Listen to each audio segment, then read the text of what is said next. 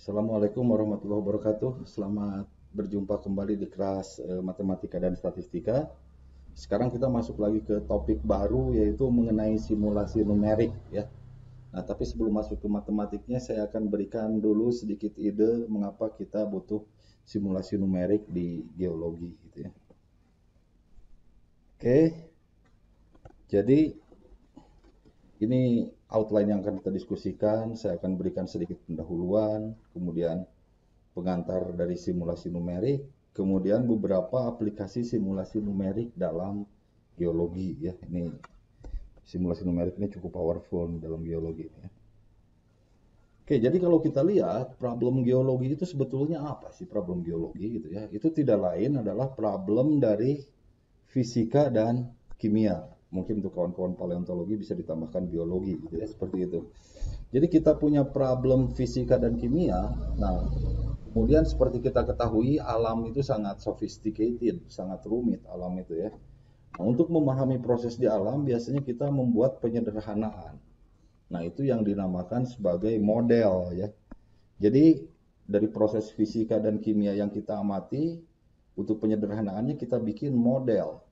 Modelnya itu, nah ini kita lihat, ini pertama kita bikin model fisiknya dulu. Model fisikanya itu seperti apa sih gitu ya. Nah, setelah kita pahami model fisikanya, kita translate menjadi ke dalam bahasa matematik gitu. Dan sering sekali gitu ya, ketika kita translate ke dalam bahasa matematik, ini jadinya yang disebut sebagai governing equation. Persamaan matematiknya itu sering sekali dalam bentuk governing equation. Governing equation ini adalah differential equation gitu ya. Nanti akan saudara pelajari lebih lanjut kenapa jadi governing equation ya. Itu karena salah satunya adalah law of conservation mass. Itu adalah asumsi utama dalam. Nah, ketika kita sudah mendapatkan governing equation-nya gitu ya, apa yang harus kita lakukan? Seperti persamaan-persamaan yang lain, kalau kita ketemu persamaan, ya tentunya harus kita cari solusinya gitu ya. Nah, solusi ini seperti saya jelaskan di awal, bisa kita cari secara analitis, itu yang saudara pelajari di kalkulus, atau bisa juga kita cari solusinya dengan numerik. Nah, kelas ini akan mendiskusikan mengenai solusi numerik dari differential equation. Jadi itu sebetulnya yang dinamakan simulasi numerik. Jadi simulasi numerik itu apa? Itu adalah teknik ya, teknik numerik. Jadi teknik numerik ingat hanya menggunakan operasi aritmetika, kali bagi, tambah dan kurang untuk mencari solusi dari persamaan diferensial dari governing equation. Itu yang dinamakan sebagai simulasi numerik gitu ya. Nah, keuntungan dari simulasi numerik itu atau keunggulan dari simulasi numerik ini apa? Kita bisa predik bagaimana suatu sistem akan berkelakuan jika kita lakukan action terhadap sistem tersebut gitu ya. Nah, jadi ini yang utama dari simulasi numerik itu kita selalu ingin prediction gitu ya. Saya rasa bukan hanya simulasi numerik ya, semua effort yang kita lakukan di science itu ujung-ujungnya itu adalah how to predict gitu ya. Predik suatu kejadian sebelum kejadian itu terjadi gitu. Itu salah satu ultimate goal dari science saya rasa itu adalah to predict gitu ya, seperti itu. Oke, jadi itu sedikit mengenai bagaimana alurnya kalau kita mempelajari satu geologic fenomena gitu ya, dari mulai fisikanya sampai dengan jadi governing equation, kemudian kita cari solusinya dan kita bisa lakukan prediksi. Nah, ini beberapa contohnya nih gitu ya. Contohnya di bidang saya hydrogeology nih. Saya hydrogeologist ya. I'm a proud hydrogeologist. Jadi misalnya berapa penurunan muka air tanah yang akan terjadi jika pengambilan air tanah adalah X liter per detik. Jadi jika kita lakukan action terhadap satu aquifer, bagaimana respons dari aquifer tersebut, dalam hal ini adalah penurunan muka air tanah gitu ya. Kita bisa predik itu dengan menyelesaikan governing equation. Kemudian contoh yang kedua ini nih, CO2 capture and storage. Sekarang saya rasa itu cukup tren di geologi gitu ya. Jadi kita buang CO2 itu ke bawah gitu ya. Itu yang dinamakan CO2 sequestration untuk mengurangi ya CO2 di atmosfer gitu ya, seperti itu. Nah, harus kita pastikan jika kita injek CO2 ke bawah, dia tidak lari lagi ke biosfer gitu ya, seperti itu. Nah, kita harus tahu pergerakan CO2 di reservoir tentunya, seperti itu ya. Nah, jadi misalnya ini bagaimana pergerakan CO2 di aquifer setelah injeksi CO2 dilakukan selama 10 tahun. Apakah akan bocor ke permukaan atau tidak? Kalau bocor ya useless ya, injection yang kita lakukan.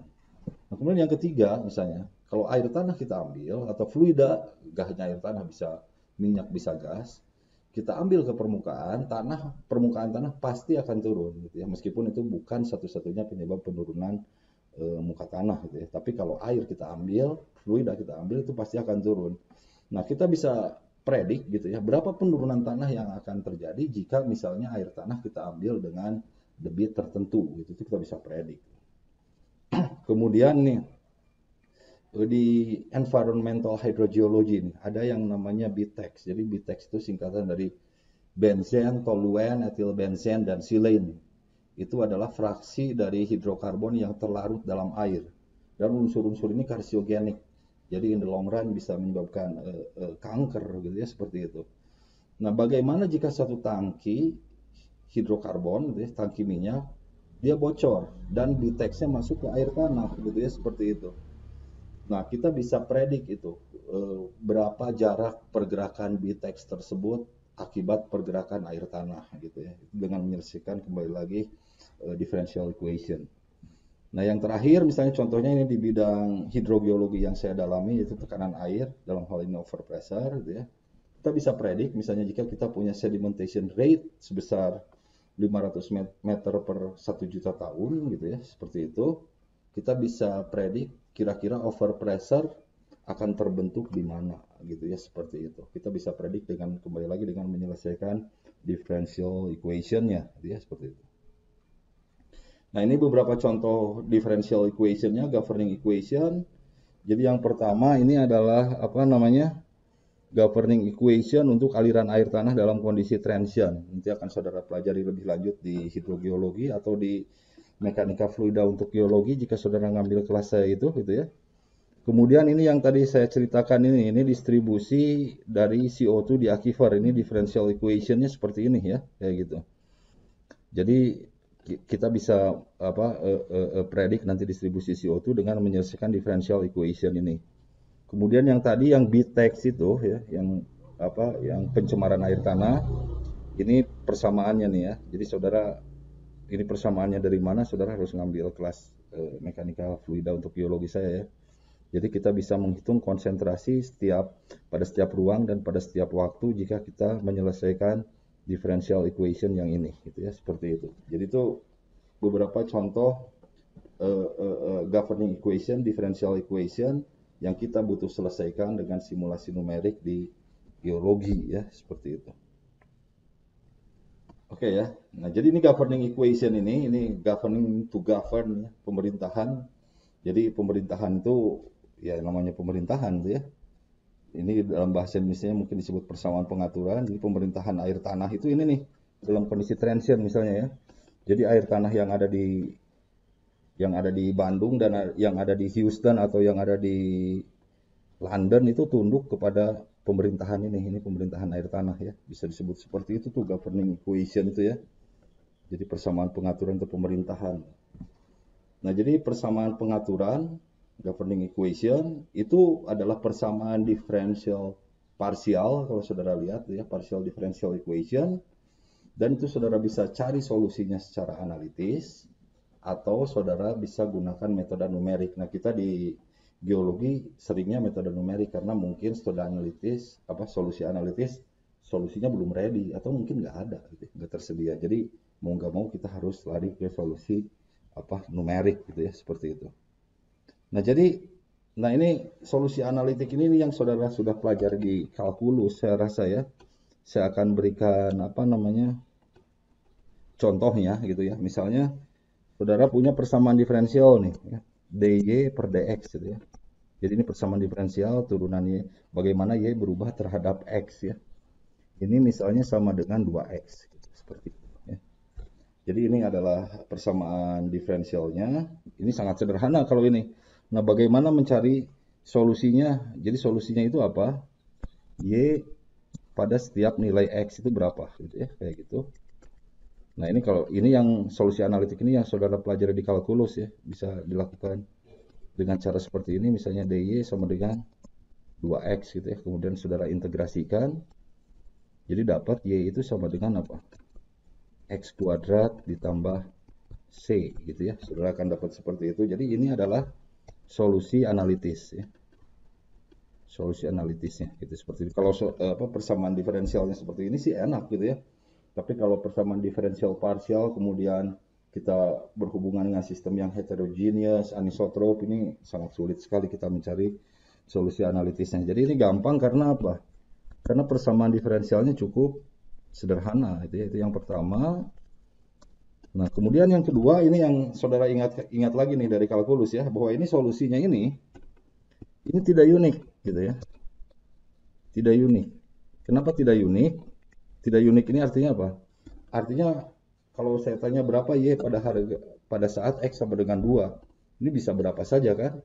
Bisa 10 bisa 20 bisa, ya 30 bisa gitu ya. Tergantung dari apa nih?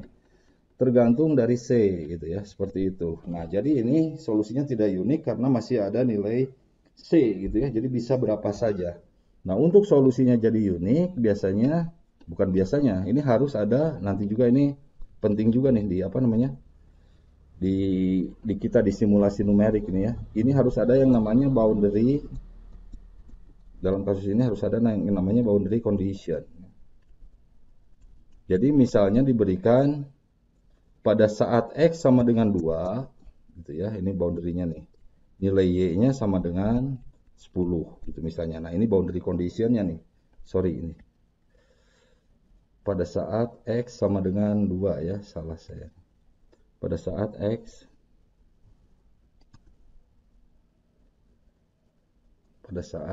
sama dengan 2 ya.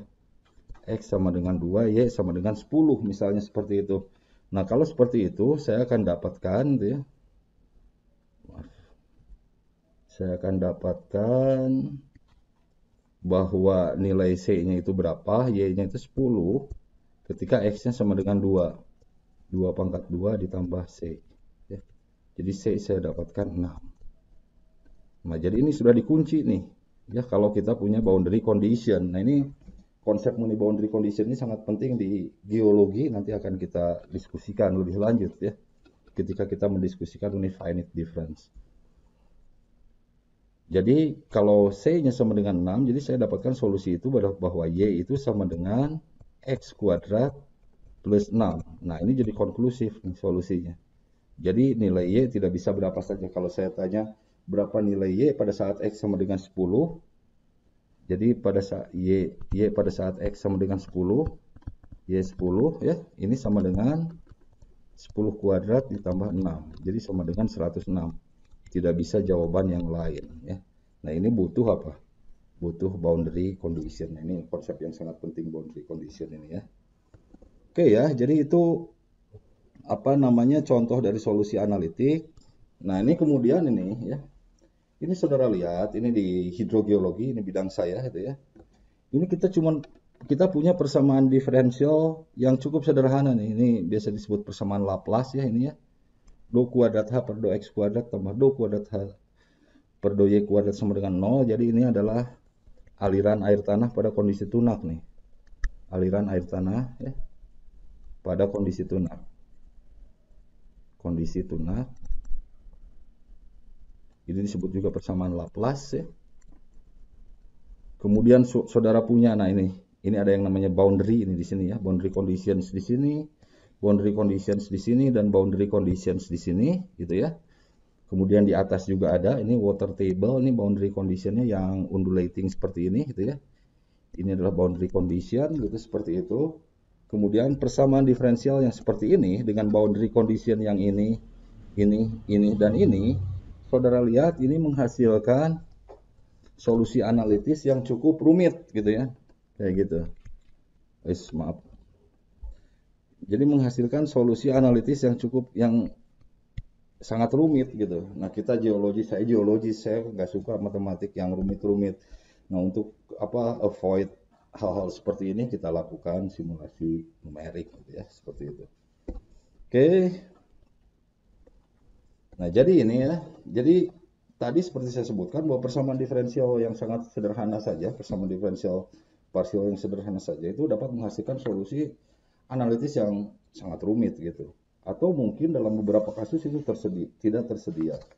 Untuk itulah kita perlu mengconsider metode lain, dalam hal ini adalah simulasi numerik gitu ya. Nah, jadi simulasi numerik ini apa? Ini seperti saya jelaskan tadi, simulasi numerik ini adalah teknik ya, teknik numerik. Jadi teknik numerik ini persamaan serumit apapun hanya akan kita selesaikan dengan kali, bagi, tambah, dan kurang, operasi aritmetik ya. Jadi teknik numerik untuk mencari solusi persamaan diferensial. Nanti akan saya demonstrasikan dengan metode finite difference bahwa persamaan diferensial serumit apapun akan kita selesaikan hanya dengan kali, bagi, tambah, dan kurang gitu ya. Nah, ini langkahnya nanti saudara pelajari lebih lanjut di finite difference saya. Jadi yang pertama itu adalah langkahnya itu mentransformasikan persamaan diferensial menjadi persamaan linear simultan atau persamaan matriks. Nah, kalau sudah jadi persamaan linear simultan atau persamaan matriks, saya sudah ajarkan ke saudara solusinya, solusi numeriknya saudara bisa selesaikan dengan iterasi ya, dengan berbagai skema, bisa Jacobi, bisa Gauss-Seidel atau SOR, successive over relaxation ya, seperti itu.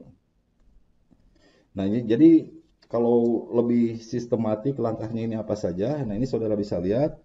Jadi yang pertama itu langkahnya itu adalah kita transformasikan ya, yang tadi saya sebutkan, persamaan linear kita itu, persamaan diferensial kita itu menjadi persamaan linear ya. Jadi itu langkah yang pertama. Kemudian selanjutnya nanti akan kita diskusikan lebih rinci ya. Kita bagi ini problem domain kita itu dalam sistem grid gitu ya. Nah, kemudian seperti halnya solusi analitik tadi, untuk membuat solusinya menjadi konklusif kita perlu boundary condition. Nanti akan kita diskusikan boundary condition di geologi seperti apa. Kemudian khusus untuk kondisi yang transient yaitu yang berubah terhadap waktu, kita juga butuh untuk persamaan diferensial yang ada perubahan terhadap waktu, kita juga butuh initial condition. Nah, kemudian setelah itu kita tuliskan persamaan linear yang sudah kita dapatkan tadi itu pada setiap titik di grid yang sudah kita rekonstruksi. Nah, jadinya ujung-ujungnya persamaan matriks gitu ya. Nah, ini kuliah ini akan membahas hal-hal ini ya. Oke ya. Nah, ini teknik simulasi numerik yang utama itu ada dua, yaitu finite difference dan finite element. Nah, di kelas ini saya akan coba diskusikan, yang akan saya diskusikan hanya finite difference. Saya tidak akan diskusikan mengenai finite element. Jadi yang perbedaan utama finite difference dan finite element ini dalam hal gradingnya saja.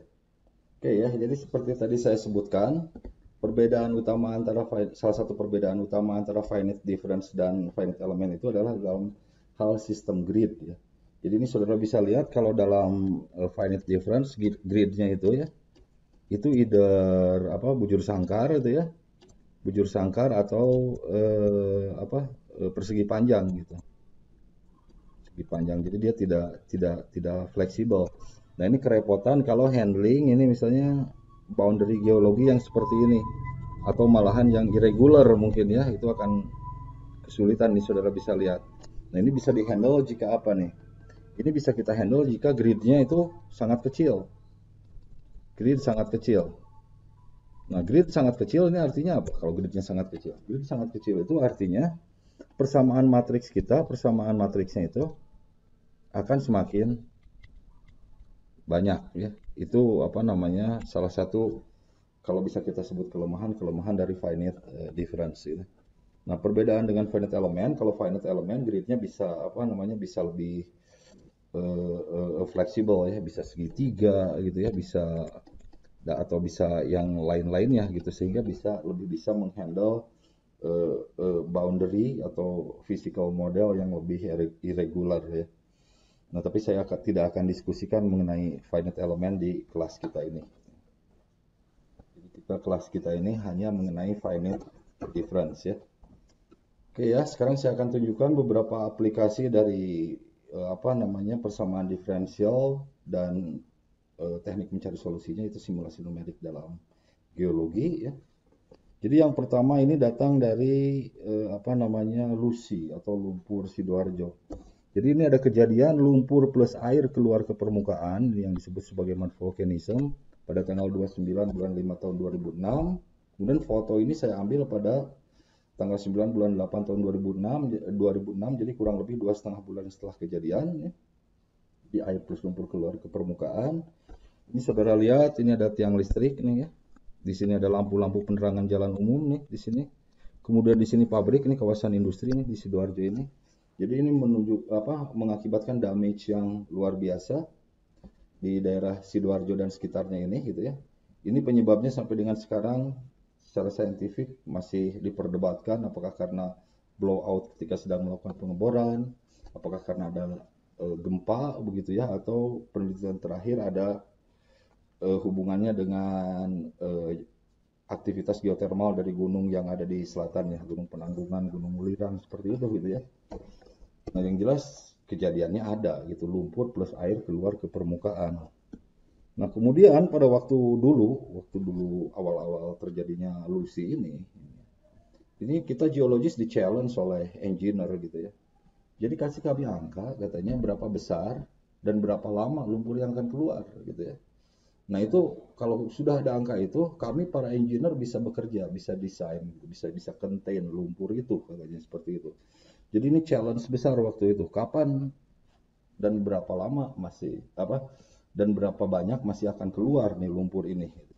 Oke ya. Nah, untuk menjawab pertanyaan itu atau untuk menjawab challenge dari engineer itu, ini ada peneliti Inggris namanya Simon Mathias dan kawan-kawan, kolega kita juga nih. Pada tahun 2011 dia mencoba menghitung berapa lama lagi kira-kira Lucy akan berhenti gitu ya.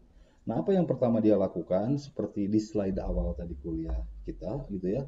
Jadi dia coba rekonstruksi dulu physical modelnya ya. Jadi physical modelnya ini saudara-saudara lihat di sini ada sumber air bertekanan besar, ini confine aquifernya. Kemudian dia keluar, air bertekanan besar itu ke permukaan, kemudian dia menggerus semua lapisan yang dilewatinya dan keluar ke permukaan menjadi air plus lumpur gitu ya, seperti itu. Nah, kemudian dia berikan dimensi-dimensi fisikanya ya, ketebalan dari confine aquifer ini, kemudian apa namanya diameter dari lubang tempat keluarnya gitu ya, seperti itu, kemudian rate lumpur yang keluar ke permukaannya. Jadi dia coba bikin physical modelnya seperti ini. Kemudian seperti saya sebutkan tadi, physical modelnya dia translate ke dalam apa? Dia translate ke dalam mathematical ke dalam mathematical equation. Nah, jadinya apa? Ini seperti bisa kita duga ya, jadinya itu adalah differential equation ya. Jadinya differential equation. Jadi jadinya governing equation dalam bentuk differential equation gitu ya. Nah, kemudian tadi kita diskusikan bahwa untuk differential equation ini bisa dicari solusinya, bisa konklusif, kita butuh boundary condition. Ini boundary conditionsnya ya, seperti itu kayak gitu. Jadi apa namanya, kita punya differential equation, kita punya boundary conditionsnya, dan kita bisa apa namanya cari solusinya dengan metode numerik misalnya seperti itu. Dan ini adalah hasil simulasi numeriknya pada berbagai skenario. Kenapa saya sebutkan pada berbagai skenario? Karena masih ada uncertainty di parameter-parameternya ya. Nah, kemudian dia interpretasikan Lucy akan berhenti dalam waktu 26 tahun gitu ya dari kejadiannya seperti itu. Hasil yang sangat menarik, saya rasa perlu diverifikasi dengan data lapangan untuk mengetahui ini sebenarnya ada berbagai model ya. Ada berbagai model mana yang relatif match dengan data lapangan gitu ya. Tapi kalau ini base estimate-nya ini 26 tahun Lucy akan berhenti ya. Jadi itu contoh dari numerical simulation ya untuk menjawab mengenai geological problem. Oke, jadi nah ini yang dilakukan oleh Pak Lambok nih sebenarnya ini ya. Pak Lambok melakukan simulasi numerik air tanah di Bandung. Ini juga pengaplikasian dari finite difference. Jadi Pak Lambok menggunakan teknik finite difference untuk mencari solusi dari persamaan aliran air tanah sehingga kita bisa predik di Bandung itu Kalau kita lakukan action, dalam hal ini adalah pengambilan air tanah, kira-kira apa impact-nya gitu ya terhadap muka air tanah. Nah, jadi ini tujuan yang Pak Lambok lakukan dalam simulasi numerik ini untuk mengetahui pertama kondisi muka air tanah existing sekarang seperti apa, kemudian predict. Ingat, kita selalu ingin prediction to predict ya. Jadi first class science itu harus bisa predict gitu ya, seperti itu. Kalau enggak ya kita jadi mediocre science saja terus gitu ya. Jadi mempredik kondisi muka air tanah jika kita misalnya kita do nothing, kita tidak melakukan action apa-apa. Jadi air tanah kita ambilin tanpa kita lakukan action apa-apa, misalnya tanpa kita lakukan imbuhan buatan gitu ya. Kira-kira akan seperti apa kondisi muka air tanahnya. Kemudian yang kedua, apa yang terjadi jika kita do something gitu ya. Dalam hal ini melakukan imbuhan buatan. Apakah muka air tanah akan bisa penurunannya tidak terlalu besar atau malahan bisa recover muka air tanah kondisi sebelumnya. Seperti itu. Oke, jadi nah ini seperti sama juga dengan kasus Lucy. Jadi kita dalam hal ini kita harus selesaikan apa? Differential equation gitu ya. Differential equationnya ini nih. Jadi ini do kuadrat H per do X kuadrat tambah do kuadrat H per do Y kuadrat tambah do kuadrat H per do Z kuadrat. Jadi ada X, ada Y, ada Z. Jadi ini artinya 3 dimensi nih ininya ya, simulasinya. Jadi do kuadrat H per do X kuadrat dan seterusnya itu sama dengan apa? Ini ruas kanannya SS per K ya. Ini specific storage dan konduktivitas hidrolik. Saudara silakan ambil kelas saya mekanika fluida untuk geologi untuk mengetahui itu. Dan ini ada do H per do T gitu ya. Jadi perubahan muka air tanah terhadap waktu. Jadi ini solusinya yang ingin kita ketahui itu ya. Berapa H pada setiap ruang X, Y, dan Z ya, dan pada setiap waktu gitu. Jadi kita bisa predik H pada setiap ruang, pada setiap waktu gitu ya. Apakah kita do nothing atau do something ya, seperti itu. Nah, jadi ini yang dilakukan itu apa? Langkah pertama, kembali lagi kita pahami dulu physical modelnya ya. Physical modelnya dalam hal ini adalah kondisi geologinya yang kita translate ke dalam kondisi hidrogeologi. Jadi Bandung ini menarik ya. Jadi yang berwarna hijau ini, nah ini adalah ini dominannya itu batu lempung ya, lempung dominannya ini. Dominannya lempung, lempungnya dihasilkan dari apa? Endapan Danau Purba ini, Danau Bandung Purba ya. Danau Bandung Purba. Bandung Purba. Jadi ini kalau di hidrogeologi ini istilahnya itu akitar atau bukan aquifer ya, karena dia lempung gitu. Nah, yang kuning-kuning ini adalah aquifer. Jadi yang diambil.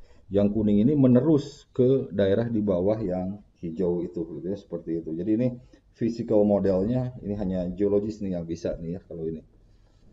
Seperti itu. Nah, kemudian ini kalau kita sayat gitu ya, ini ada dua sayatan nih, ada yang berarah kurang lebih utara selatan. Ini sayatan pertama seperti ini untuk kita tahu subsurface-nya. Subsurface-nya kalau kita sayat utara selatan dapatnya seperti apa? Ini saudara bisa lihat ya. Ini utara selatan nih. Ini dari mulai Cisarua sampai dengan ke Ciwidey ini ya, Sungai Ciwidey maksudnya. Jadi di selatan tapi belum ke Ciwidey-nya. Jadi ada yang berwarna kuning itu adalah aquifer. Kemudian yang berwarna hijau itu adalah bukan aquifer. Kemudian ini ada boundary nih, boundary condition-nya itu yang merah ini nih ya. Ini batas tidak ada aliran air tanah kalau saudara belajar hidrogeologi. Ini no flow boundary namanya ini. Ya. Saudara akan pelajari lebih lanjut di mekanika fluida. No flow boundary ya, seperti itu. Nah, ini sama juga kalau kita sayat barat timur, ini barat ke timur di sini, ini barat di sini sampai dengan ke timur di sini. Jadi kurang lebih dari Cimahi sampai Ranca Ekek gitu ya. Ini ada batas boundary-nya ini, boundary-nya ini sampai ke surface ya, ininya di sini. Ini. Boundary sampai ke surface ini yang dinamakan Hills of Cimahi. Nanti kalau saudara belajar geologi Cekungan Bandung ya, ini Hills of Cimahi. Itu batuan beku yang muncul ke permukaan, batuan beku yang cukup tua gitu ya. Itu jadi boundary untuk physical system kita gitu. Selain di boundary sama kita punya warna kuning itu aquifer, kemudian warna hijau itu adalah bukan aquifer atau akitar. Nah, kemudian langkah selanjutnya dari simulasi numerik seperti saya sebutkan tadi, kita sudah tahu physical modelnya seperti itu. Kita translate itu ke dalam sistem grid ya. Nah, jadi ini sistem grid, kita grid sistemnya. Nah, kemudian nih yang hijau yang biru tebal ini adalah boundary-nya. Boundary-nya ya. Jadi simulasi dilakukan hanya di sini nih. Simulasi itu dilakukan di dalam grid ini ya. Ini yang dilakukan simulasi ini. Sementara di boundary yaitu batasnya, batas simulasi kita. Nah, ini boundary-nya cukup irregular. Seperti saya sebutkan tadi, untuk mengatasi boundary yang irregular, grid-nya perlu sangat kecil ini. Grid-nya kecil. Grid-nya kecil, impact-nya apa? Persamaan linearnya jadi banyak, persamaan matriksnya ya. Gitu, nanti akan kita diskusikan lebih lanjut. Nah, kemudian ini adalah grid dalam arah vertikal yang sudah disertai oleh aquifer properties-nya. Yang warna-warni ini adalah aquifer properties. Dalam hal ini adalah konduktivitas hidrolik. Konduktivitas hidrolik ini apa? Nanti saudara silahkan lihat di di kuliah mekanika fluida untuk geologi saya ya. Kayak gitu. Nah, kemudian ini calibrate. Jadi hasil simulasi ini karena ada uncertainty di parameter, tentunya harus kita calibrate untuk mendapatkan parameter yang appropriate, dikalibrate dengan hasil pengukuran ya, seperti itu. Nah, ini kemudian diverifikasi juga sama dengan hasil pengukuran ya. Nah, kemudian ini nih action yang kita lakukan terhadap sistem ya. Jadi action yang kita lakukan terhadap sistem apa? Ini adalah yang berwarna merah ini, dot merah dan dot biru ini adalah pengambilan air tanah. Pengambilan air tanah ya. Nah, kemudian saking banyaknya pengambilan air tanah, di grid ini tidak terrepresentasi. Jadi kita lakukan apa yang kita sebut sebagai center of pumping. Beberapa sumur kita kumpulin, kita representasikan dalam satu sel gitu ya, seperti itu. Jadi ini kurang lebih pengambilan air tanah di Bandung cukup banyak, bukan cukup banyak, banyak sekali ya, seperti itu. Ini center of pumping aja sudah segini, apalagi realnya ya, seperti itu. Nah, kemudian ini hasil simulasi numerik nih. Jadi kondisi air tanah di Bandung pada tahun 2000 ini dulu nih yang Pak Lambok lakukan ini dulu nih tahun 2000 ya.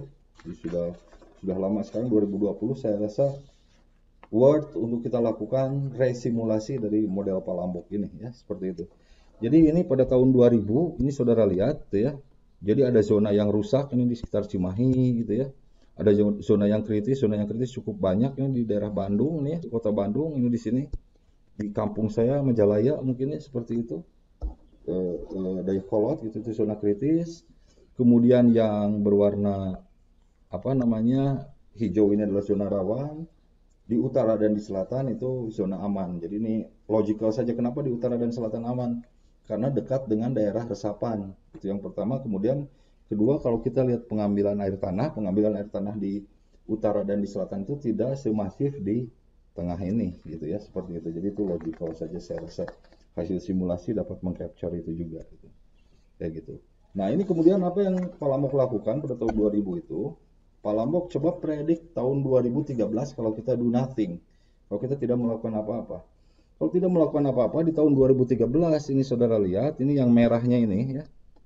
Maaf, yang merah itu di sini ya. Yang merah ini makin naiknya tidak tanggung-tanggung 570% itu zona rusaknya gitu ya. Nah, ini yang perlu diverifikasi lebih lanjut di data yang sekarang ya. Kemudian zona kritisnya itu yang berwarna kuning ini ya. Zona kritisnya naik sebesar 116%. Nah, jadi ini poin saya apa? Poin saya kita bisa melakukan prediction ya. Apa yang akan terjadi pada satu sistem jika kita lakukan sesuatu ke sistem tersebut, dalam hal ini pengambilan air tanah. Nah, ini kalau do nothing akan jadi seperti ini. Jadi air tanah terus diambil tanpa kita melakukan apa-apa gitu ya. Seperti itu. Nah, kemudian ini hasil Pak Lambok. Jadi apa dong yang bisa kita lakukan supaya kondisi air tanah itu pulih, supaya air tanah itu sustain ya. Nah, ini kemudian dihitung dari simulasi numerik juga. Kita butuh masukan air sebesar itu 164 juta meter kubik per tahun, bukan main-main ya, quite a number itu untuk mengembalikan kondisi air tanah menjadi baik lagi gitu ya, seperti itu. Dan di mana kita harus lakukan sumur injeksi jika kita harus melakukan injeksi gitu ya. Nah, ini kita analisis juga dari simulasi numerik dan gabungan dengan kondisi geologi. Ini saudara lihat, injeksi bisa dilakukan di daerah yang ini ya. Jadi ini untuk injeksi nih di daerah yang hijau ini. Jadi tidak bisa sembarangan tuh sumur injeksi dan sumur resapan tidak bisa sembarangan ya. Itu bisa kita analisis dari numerical simulation dan kondisi geologi. Jadi ini sumur injeksi ini yang berwarna hijau ini tentunya perlu dalam tuh kalau sumur injeksi ya. Nah kalau yang berwarna kuning ini resapan, sumur resapan. Jadi sumur resapan. Itu tidak bisa tuh, sumur resapan sebandung gitu, ntar dulu gitu ya, hasil simulasi numerik dan analisis kondisi geologi, sumur resapan yang efektif itu di mana gitu ya. Sementara sumur injeksi dalam yang efektif itu di mana. Jadi ada ilmunya nih ya. Ilmunya dengan apa? Dengan menganalisis kondisi hidrogeologi, geologi, hidrogeologi, dan menyelesaikan persamaan diferensial. Jadi cukup perlu sekolah lah untuk bukan perlu sekolah, maksud saya perlu belajar untuk menyelesaikan ini, tidak harus di sekolah ya. Yang penting belajar gitu. Seperti itu. Nah, jadi ini salah satu hasil utama dari Palambok adalah apa? Bahwa imbuhan air tanah itu adalah salah satu solusi untuk memulihkan kondisi air tanah di Bandung. Jadi ini scientifically kalau kita ingin air tanah di Bandung pulih, ya lakukanlah imbuhan air tanah, tapi lakukan imbuhan air tanah yang proper gitu ya. Bukan hanya asal menyimpan sumur resapan, asal menyimpan sumur injeksi. Jadi ada ininya ya. Ada ilmunya di mana sumur resapan, di mana sumur injeksi. Oke, itu contoh yang kedua tadi Lucy, sekarang simulasi numerik mengenai air tanah.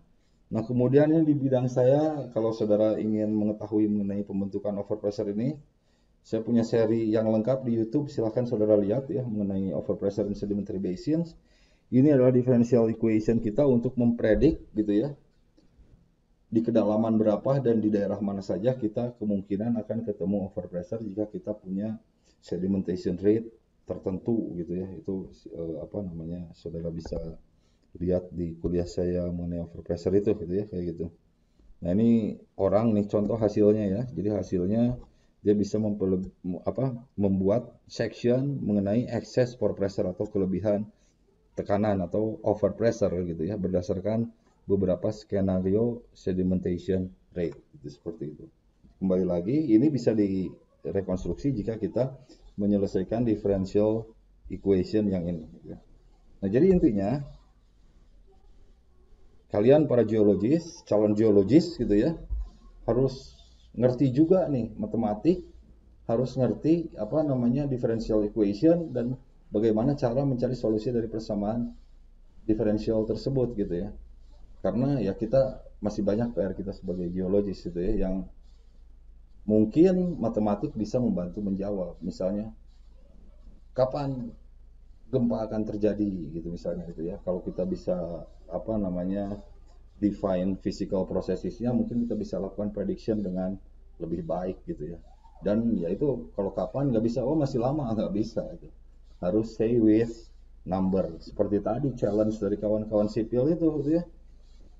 Berapa lama dan berapa banyak tuh lumpur yang masih akan keluar. Kita nggak bisa bilang berapa lama, masih lama gitu. Berapa banyak, masih banyak gitu. Nggak bisa. Harus selalu say with number gitu ya, seperti itu. Itu supaya prediksinya bunyi gitu ya, sound. Oke, jadi itu sedikit pengantar mengenai numerical simulation. Di kuliah berikutnya saya akan coba jelaskan mengenai teknik finite difference. Oke, terima kasih. Assalamualaikum warahmatullahi wabarakatuh.